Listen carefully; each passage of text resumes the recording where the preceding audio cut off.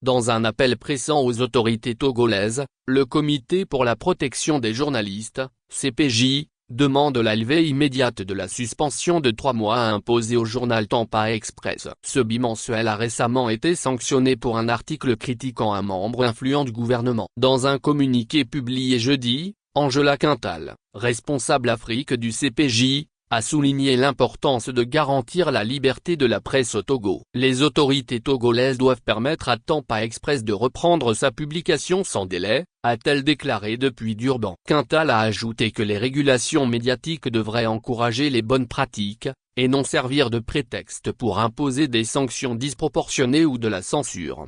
Cette suspension a été décidée par la Haute Autorité de l'Audiovisuel et de la Communication, l'organe togolais de régulation des médias, qui accuse Tampa Express de diffuser des informations fausses sans preuve et de commettre plusieurs infractions à la déontologie journalistique. La décision a été justifiée dans un communiqué en date du 4 novembre. Au cœur de la controverse se trouve un article publié le 30 octobre, qui met en cause Sandra Blamba et Favi Johnson, ministre, secrétaire général de la présidence et gouverneur du Togo à la Banque mondiale. Le journal affirme que la ministre aurait influencé des nominations au sein de la Francisco Napocoura, directeur de publication de Tampa Express, a précisé que l'article critiquait l'influence politique grandissante de Johnson, la qualifiant d'étoile montante des putains de la République, une référence à l'ouvrage de Christine de Viégeancourt, La putain de la République, où l'autre raconte son influence dans les affaires politiques françaises.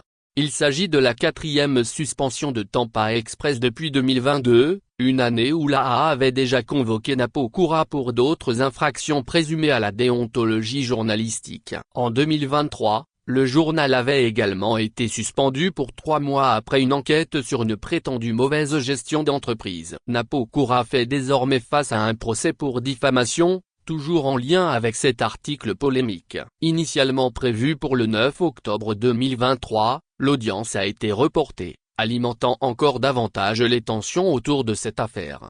Le CPJ et les organisations de défense de la liberté de la presse maintiennent que la suspension de Tampa Express constitue une entrave à la liberté d'expression. L'organisation espère que cet appel incitera les autorités togolaises à repenser leur approche envers les médias critiques et à garantir un environnement où la presse puisse exercer son rôle de 4e pouvoir sans entrave.